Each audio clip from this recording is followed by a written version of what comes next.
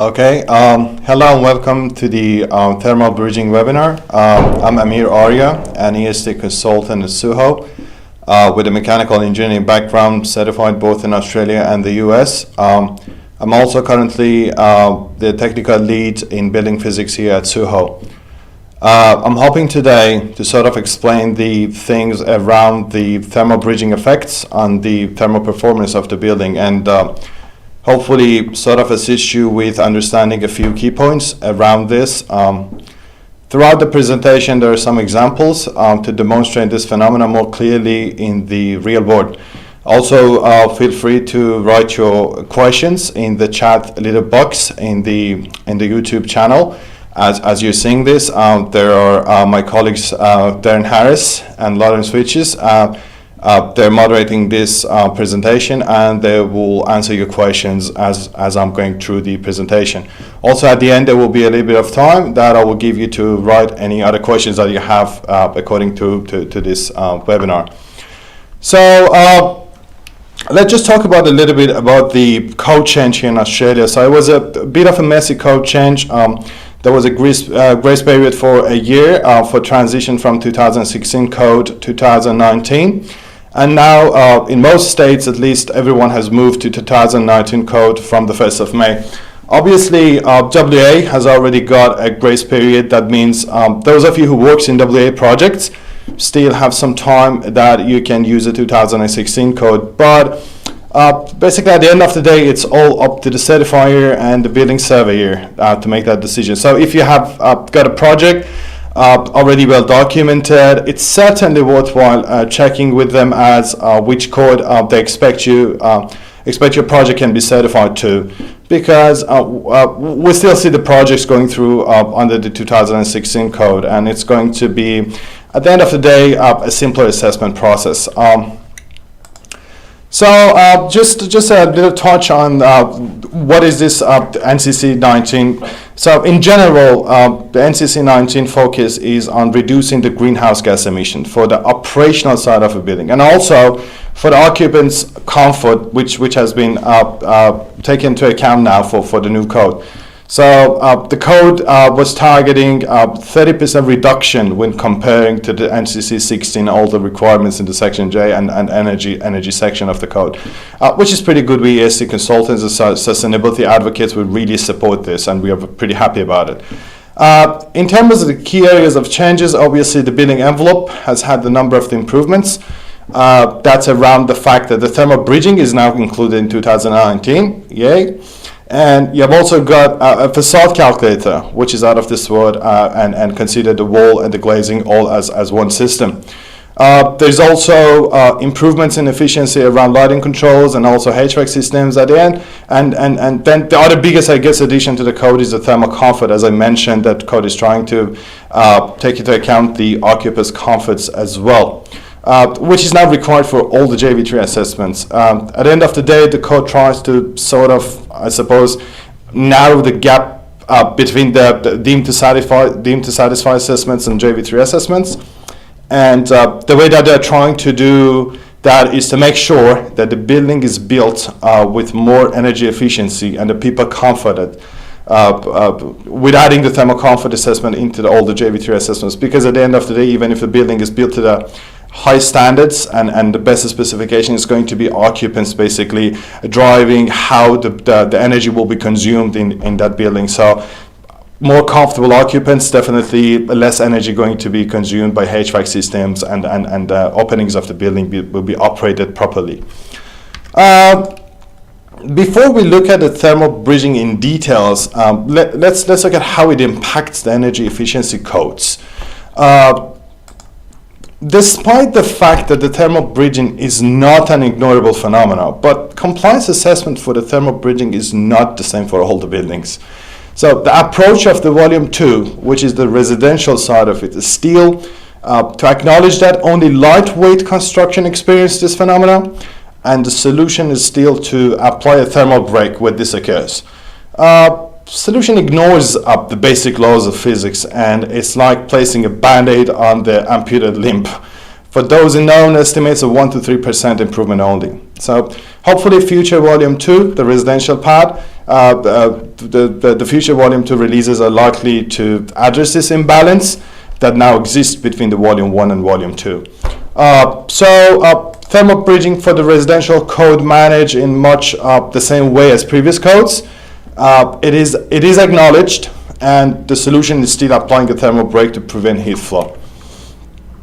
But the story is different now for the volume 1 of the code, which is the commercial side of it. So classes 3 to 9. NCC19 Volume 1 commercial approach was highly questionable, to be honest. So the 2016 code makes no direct reference to the thermal bridging calculations, and the total R value has been the key focus of all fabrics constructions. Accordingly, these calculations appears to be rarely applied in practice. The reason for that might be because the thermal short circuits accounts for only a tiny proportion of the facade area, so it's easy to dismiss a problem that seems small, I guess. Also, the assessment for thermal bridging can be pretty complex, requiring 2D and a 3D heat flow modeling, and also they're not generally built into the thermal simulation packages properly. You might see those bridging effect being calculated in those simulation packages, but most of them are not really considering all the requirements of physics and mathematics behind it properly in those packages. So, and much more reasons. So it wasn't part of the code and in the previous code, and now it is. Although not mandatory under the NCC 2016, we are proud to say that the SUHO have applied the principle of applying a thermal break to improve the accuracy of our thermal modeling since 2010.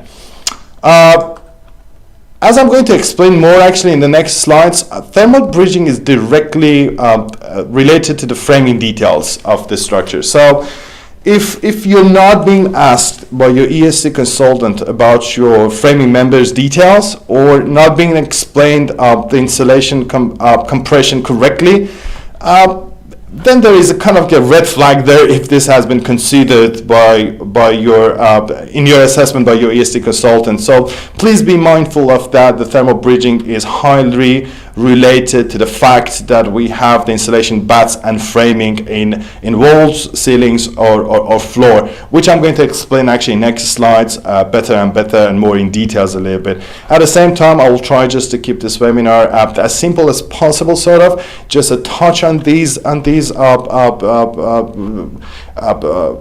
subjects, and not gonna go through a lot of technical physics and mathematics behind it. Just a good understanding of it would be the aim of mine at the end of this presentation.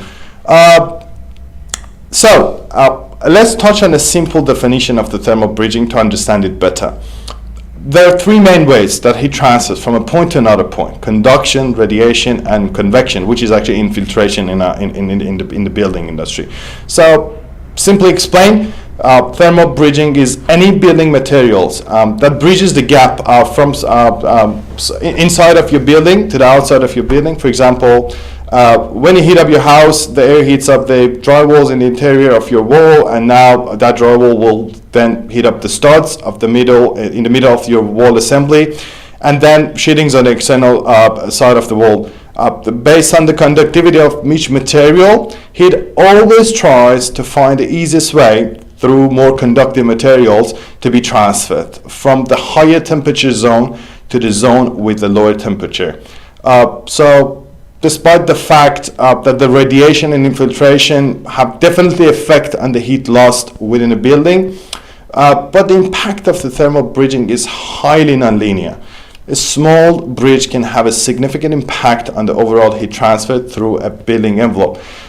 So again, the reason that it wasn't overseen and it wasn't considered for the 2016 code, as we are assuming that maybe they consider that it's a small effect, it's not. When we're dealing with a non-linear physics phenomena, in many parts it can actually affect hugely at the end results. As I mentioned already, in buildings, effectively we're talking about where you have got insulation within a framed wall, roof, or floor. So anywhere bulk insulation is sitting between frame members, those framing members are greatly reducing the effectiveness of that insulation layer.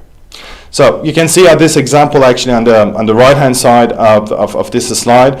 You can see all the studs of the walls were greatly leaking a lot more heat through those frames, those frame sections, I suppose, the areas that we have got insulation in between them. So again, it's a matter of the heat conductivity. So a more heat conductive material, it means that it allows heat transfers better through it, and it's a good indication of how a material will resist to heat transfer being transferred through. Just a pretty quick example here to kind of demonstrate the impact that the thermal bridging has on achieved R value. So we're using an Australian standard to calculate this, as it is mentioned as the requirement in the code actually. We are very proud that we have generated our own bridging calculation tools here in-house, and according to the Australian standards and many other researches that has been done and approved around the world. So here in this example, if you consider a framed wall with the 2.7 meter high, it could be timber or metal stud, but we assume the dimensions for that timber or metal C-channel all the same, just for simplicity of this example, which is here is 90 by 35. We got the stud spacing of the 450 and noggin spacing of 1350. So relatively pretty standard wall.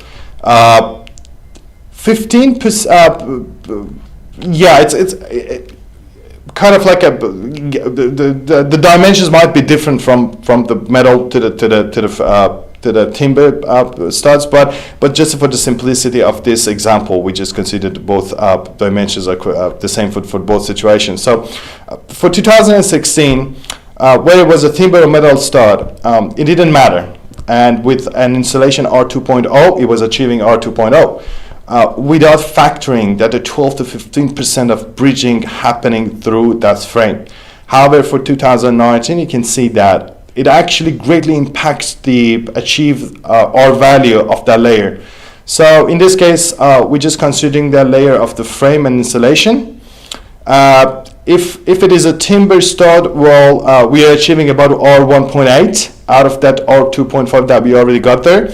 And we have got if you have got a metal stud, it actually only achieving R0.8. So all of that R2.5 that you're putting there as insulation bats, what actually you're going to get is going to be R0.8. It's all due to the bridging effect, which is happening through those metal studs. So you can see how much thermal bridging has impact on the final achieved R value.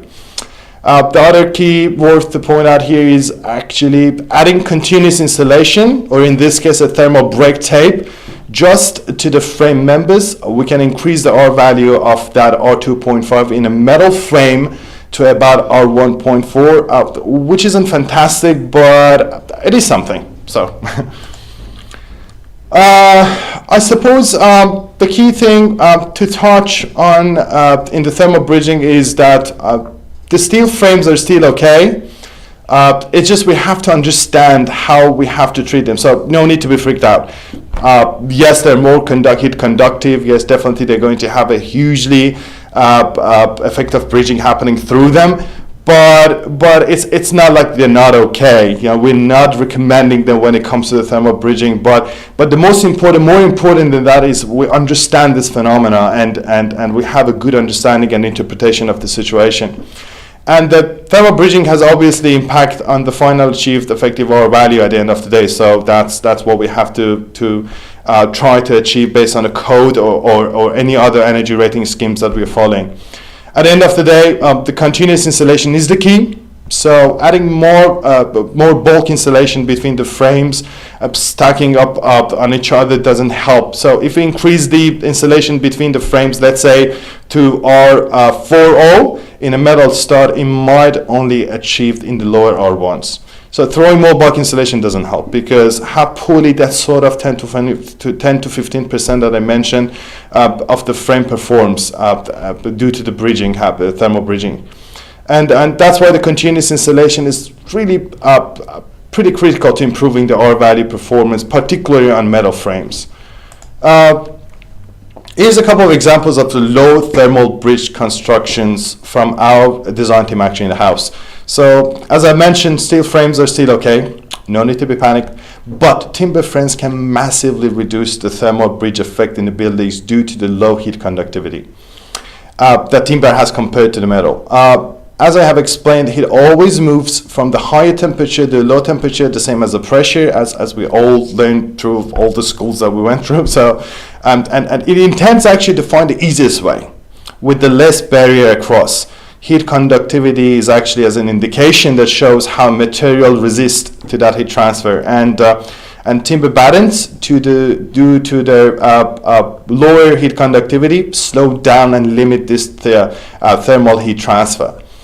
For the roofs, for example, an insulation layer separating out the cladding from the roof purlins and riser systems without compression also can be a very good solution here. Interesting to know that we are not talking about a crazy actually layer of a level of insulation there, but even a thin layer of the continuous insulation with a less compression on the joints can hugely reduce the negative effect of the thermal bridging in the achieved effective R value at the end.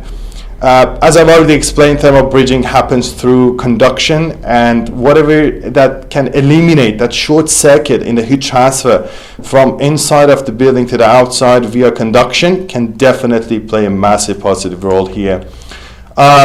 Also using timber I-beams as a smart joists can also be a solution to slow down the thermal bridge effect. In addition, having internal insulation can definitely help too, but what we have to also be mindful about is about the condensation, acoustics, and fire protection requirements as well. Increasing our values and complexity of the wall constructions, for example, increases the risks of condensation, as we have seen in projects we have done in the house by our condensation experts. ESD consultants to be aware that Section J assessment only considers the energy requirements of the building, and to have these risks in mind and collaboration with the experts of those areas are highly recommended, along with the energy assessment in each project. As I've already mentioned in the very first slide, energy efficiency requirement have ignored the complication of the thermal bridging. I think to avoid kind of like a disruption to the industry, but the commercial buildings governs under the volume 1 of the NCC code are responsible for almost 40% of the greenhouse gas emissions. So to manage of this figure, the code is pressing towards finding more effective building construction by eliminating or managing the thermal bridging, which is pretty good, which we are very, very happy and very supportive of it. It had made it way more complex than before to consider this thermal bridging, but ignoring it doesn't mean that it's not there. It is there. It's a physics law, and now it is mandatory to be considered, so it's pretty good. This is particularly true for the buildings that operate during the night, actually. Requirements for thermal bridging having effectively double the insulation requirements for the simple steel frame construction. However, for the daytime building, the code effective driven insulation levels are slightly higher a little bit, specifically when the glazing levels are low. The latest code in 19 requirements focuses on the fundamentals of the thermal bridging calculations. However, we hope in the further codes, in the future codes, as it goes to be improved, it will seek encompass with the points bridging of items like brick wire ties, suspension cables. However, this is not the intent at this time. This is not part of this code. The passive house principles actually pretty much explains this, and we hope the next releases of the NCC, the National Code of Construction, would actually going to consider those as well and be improved to that level. Spandrel panel, actually, this could be a topic of the future webinar itself, to be honest. But let's just briefly touch on the topic, as thermal bridging severely impacts this element in the building. Now in the NCC19 code, glazed elements, typically opaque or colored, are considered as effective elements of the building envelope in regard to energy assessment. So for example, when you have got a Spandrel panel in a wall assembly, then it must be treated as an external wall now and need to be compliant with the required level of insulation, which is mentioned in the code. This never has been the case actually for the 2016 National Code of Construction. So again, a little bit of more complexity came to the code and for the energy assessors. But again, I'm always sticking with what I'm saying, that ignoring it doesn't mean that it's not going to be there. It is there, but the energy efficiency is heavily relies on that. And as long as we are not going to consider this, we are not doing the right way towards the zero emission for the built environment. So now it is the Spandrel panels is part of the code as external walls to be considered and needs to be insulated. And when it's going to be insulated, the thermal bridging is going to be there. BCA provides two Spandrel bridging calculation methods under specification J1.5b, Spandrel panel thermal performance for guidance. The method one actually provides a generic configuration of a Spandrel panel and offers bridged R values.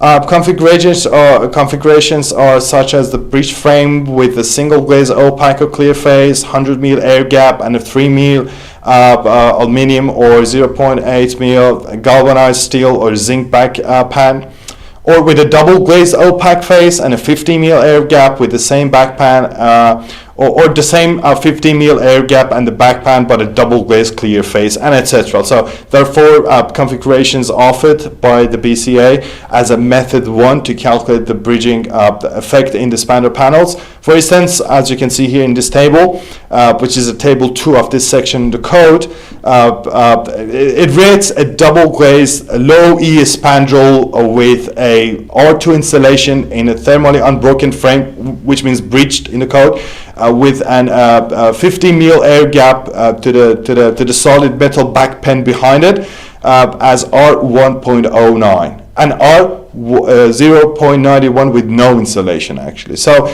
as you can see, the highest can be achieved is R1.09 for a spandrel backed by an R2 bats, right? However, there's a method 2 for the Spandrel panel calculation method, requiring full details of the construction to be assessed. There is a mathematical formula offered that makes us able to calculate this bridging R value based on the construction details, such as area of the center region, area of the edge region, area of the frame region, and U values of the edge, center, and frame regions, and on and on. So again, we are very happy that we see this Spandrel panel being considered, the thermal bridging effect being considered for these Spandrel panels as well. We personally, I worked on many projects, and many of our clients are actually using the Spandrel panels in their buildings, and it is a little bit more difficult and complex for the projects to be assessed. But at the end of the day, it is part of the building envelope. The heat transfers through those elements, and bridging is happening through them, and they must be considered. So I'm going to just finish this webinar here. I hope that this webinar could help you with understanding the thermal bridging effect in the buildings a little bit. We are hoping to see this also a requirement in the volume 2, which is the residential side of it, and in the future codes, and as this is something which is happening anyway in the building envelope. It is there, and again, with the energy assessors have this in mind, that whatever that we're designing and we're configuring in constructions, in roofs, the ceiling, walls and floors, and as we come up with these assemblies for these building elements, at the end of the day, there are some other parts that needs to be other factors that needs to be taken into account, like condensation, like fire protection policies, and whatever requirements that they need to be on that level. So always we recommend at the end of the day, after that you assess your buildings for the energy efficiency also have those experts working on those projects, as well as it becomes with the layers of insulation as a complexity now that we have in the construction, those not going to be missed anyway. So thank you so much for your time, and please feel free to ask any questions. My colleague and I actually going to check if there is any question that I can answer. And thank you so much, and see ya.